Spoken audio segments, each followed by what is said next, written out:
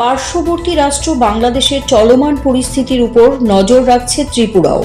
সদ্য সমাপ্ত প্ল্যানারি সেশনে সংশ্লিষ্ট বিষয়গুলি তুলে ধরা হয়েছে। রবিবার ৮ নম্বর টাউন বরদোয়ালি মণ্ডলের উদ্যোগে আগরতলা পৌর নিগমের ৪০ নম্বর ওয়ার্ড এলাকায় শীত বস্ত্র বিতরণ অনুষ্ঠানে বললেন মুখ্যমন্ত্রী প্রফেসর ডক্টর মানিক সাহা। তিনি বলেন, রাজ্য সরকার এবং প্রধানমন্ত্রী নরেন্দ্র মোদীর প্রতি রাজ্যবাসীর অগাধ আস্থা থাকার ফলেই বিভিন্ন উস্কানি সত্ত্বেও রাজ্যের আইন শৃঙ্খলাজনিত পরিস্থিতি স্বাভাবিক রয়েছে। প্রধানমন্ত্রী নরেন্দ্র মোদীর ১১৭তম মন কি বাত অনুষ্ঠানের কথাও তুলে ধরেন মুখ্যমন্ত্রী। তিনি জানান, রবিবার মান্দাইয়ে মন কি বাত অনুষ্ঠান শোনেন তিনি। মুখ্যমন্ত্রী আরও বলেন, রাজ্য সরকার উদাসীন নয়, মানুষের মৌলিক সমস্যার সমাধান করতেই হবে। এই লক্ষ্যে সরকার সর্বদা জাগ্রত। তিনি বলেন, রাজ্যের আইন শৃঙ্খলা পরিস্থিতি নিয়ে সরকার সর্বদা সচেতন রয়েছে। রবিবার মুখ্যমন্ত্রী নির্বাচনী কেন্দ্র ৮ নম্বর টাউন বরদোয়ালি বিধানসভা কেন্দ্রের ৩৯ নম্বর ওয়ার্ড এলাকাতেও দুস্থদের মধ্যে শীতবস্ত্র বিতরণ করা হয়। এই অনুষ্ঠানে উপস্থিত ছিলেন মুখ্যমন্ত্রী প্রফেসর ডক্টর মানিক শাহ।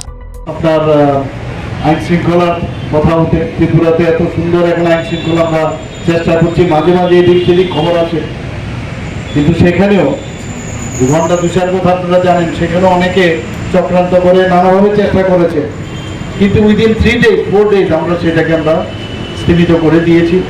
সেখানেও বিভিন্ন প্রজেক্ট আমরা এনেছি, ওখানে আমি নিজেও গিয়েছিলাম এবং অফিসারদেরকে নিয়ে গেছি। এর আগেও নর্থের মধ্যে একটা সমস্যা এবং দাঙ্গা লাগানোর চেষ্টা করেছে, কিন্তু এটা হচ্ছে না কেন? মানুষ এই সরকারের প্রতি আস্থা আছে, মোদিজির উপর আস্থা আছে, যে সবসময় যে একটা মানে আমাদের জাতি জনজাতি এবং অন্যান্য সম্প্রদায়ের সবাইকে নিয়ে যে আস্থার যে বিষয়, একসাথে থাকার যে বিষয়, সেটা আমাদের উপর আস্থা আছে বলেই মানে কয়েকজন মিলে চেষ্টা করেও সেটাকে সামনের দিকে এগিয়ে নিয়ে যেতে পারে। তো এইরকম একটা অবস্থার মধ্যে ভালো একটা শান্তির পরিবেশ এখন আছে। মানুষ বাইরের থেকে ইনভেস্টাররা এখন আসছে, এখানে পুঁজি লাগাতে চাইছে স্বাস্থ্যক্ষেত্রে। এর মধ্যে একটা হসপিটাল এবং পরে বলছে মেডিকেল কলেজও করবে, প্রায় ৭০০ কোটি টাকা ওনারা এখানে নিবেশ করবে। আরেকটা আমরা সুপার স্পেশালিটি আরেকটা হসপিটাল আমরা করার চিন্তা ভাবনা করছি।